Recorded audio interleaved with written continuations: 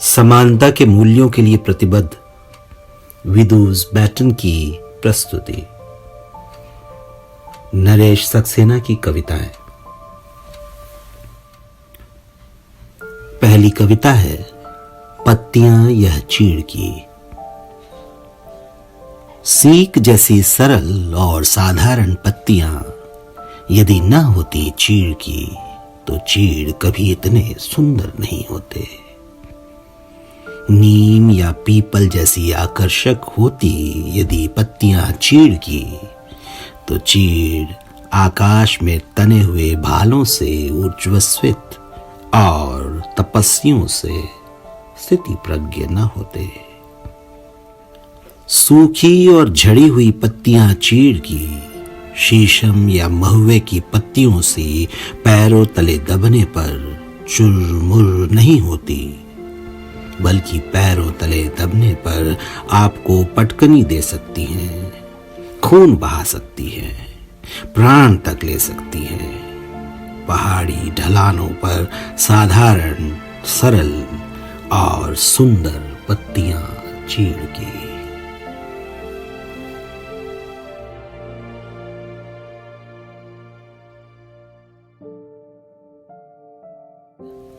मछलियां।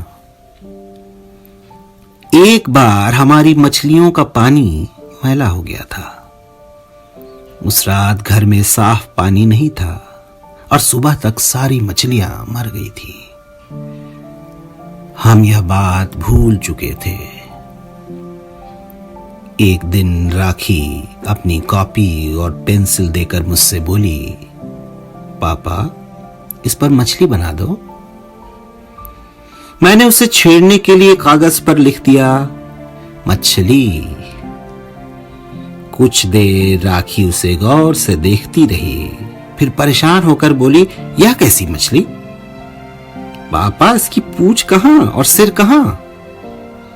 मैंने उसे समझाया, यह मछली का मां, यह छ, यह उसकी ली। इस तरह लिखा जाता है, मछली। उसने गंभीर होकर कहा, अच्छा तो जहां लिखा है मछली वहां पानी भी लिख दो। तभी उसकी मां ने पुकारा तो वह दौड़कर जाने लगी, लेकिन अचानक मुड़ी और दूर से चिल्लाकर बोली, साफ पानी लिखना पापा।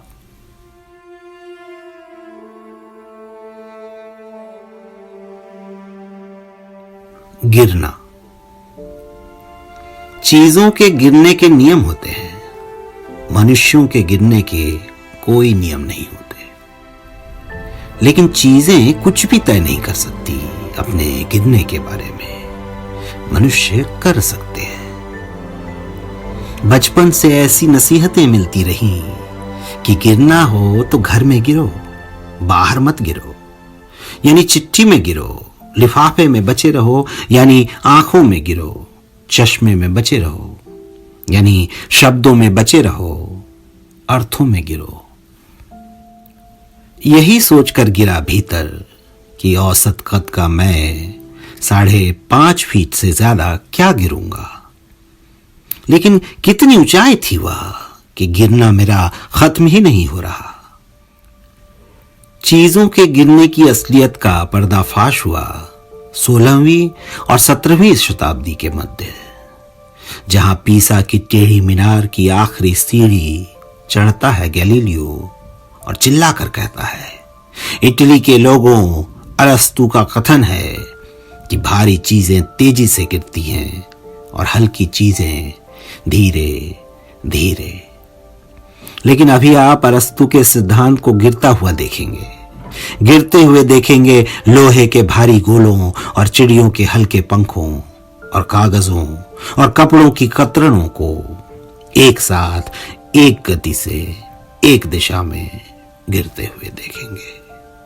लेकिन सावधान, हमें इन्हें हवा के हस्तक्षेप से मुक्त करना होगा। और फिर ऐसा उसने कर दिखाया।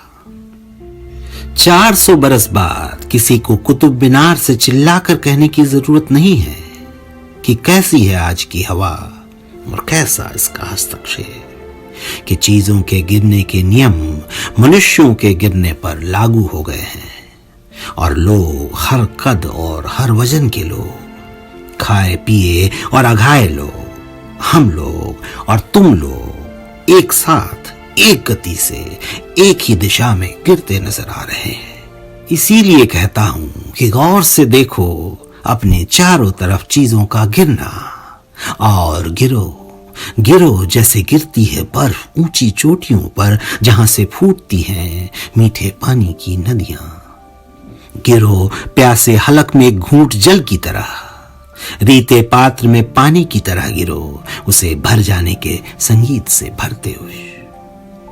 गिरो आंसू की एक बूंद की तरह, किसी के दुख में गेंद की तरह गिरो, खेलते बच्चों के बीच। गिरो पतझर की पहली पत्ती की तरह, एक कोपल के लिए जगह खाली करते हुए, गाते हुए ऋतुओं का गीत कि जहां पत्तियां नहीं झड़ती वहां बसंत नहीं आता, कि जहां पत्तियां नहीं झड़ती वहां वसंत नहीं आता। गिरो पहली ईंट की तरह नींव में किसी का घर बनाते हुए, गिरो जलप्रपात की तरह टरबाइन के पंखे घुमाते हुए, अंधेरे पर रोशनी की तरह गिरो। गिरो गीली हवाओं पर धूप की तरह इंद्रधनुष रचते हुए। लेकिन रुको, आज तक सिर्फ इंद्रधनुष ही रचे गए हैं, उसका कोई तीर नहीं रचा गया। तो गिरो उससे छूटे तीर की तरह, बंजर जमीन को वनस्पतियों और फूलों से रंगीन बनाते हुए बारिश की तरह गिरो। सूखी धरती पर पके हुए फल की तरह धरती को अपने बीज सौंपते हुए गिरो। गिर गए हैं बाल, दांत गिर गए, गिर गई नजर और स्मृतियों के खोखल से गिरते चले जा रहे हैं नाम, तारीखें और शहर और चेहरे। और रक्तचाप गिर रहा है, तापमान गिर रहा है, गिर रही है खून में मिकदर हीमोग्लोबिन की।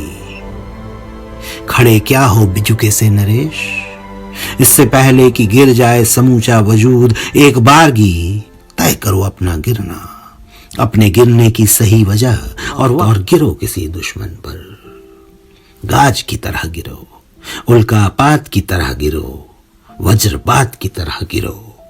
मैं कहता हूं गिरो, मैं कहता हूं गिरो।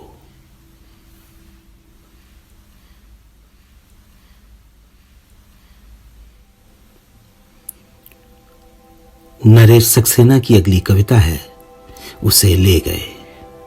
अरे कोई देखो, मेरे आंगन में कटकर गिरा मेरा नीम, गिरा मेरी सखियों का झूलना, बेटे का पलना गिरा, गिरी उसकी चिड़िया, देखो उड़ा उनका शोर, देखो एक घोंसला गिरा, देखो वे आरा ले आए कुल्हाड़ी और रस्सा ले आए उसे बांधने। देखो कैसे कांपी उसकी छाया, उसकी पत्तियों की छाया जिनसे घाव मैंने पूरे। देखो कैसे कटी उसकी छाल में धसी कुल्हाड़ी की धार, मेरे गीतों में धसी, मनौतियों में धसी, मेरे घाव में धसी कुल्हाड़ी की धार। बेटे ने गिन लिए रुपए, मेरे बेटे ने, देखो उसके बाबा ने कर लिया हिसाब, उसे ले गए जैसे कोई ले जाए लावारिस लाश, उसे ले गए जैसे कोई ले जाए लावारिस लाश। घसीट कर ऐसे ले गए आंगन की धूप छाह सुबह शाम, चिड़ियों का शोर, ले गए ऋतुएं, अब तक का संग साथ सुख दुख सब जीवन ले गए। ले गए आंगन की धूप छाह सुबह शाम, चिड़ियों का शोर, ले गए ऋतुएं, अब तक का संग साथ सुख दुख सब जीवन ले गए। शुक्रिया।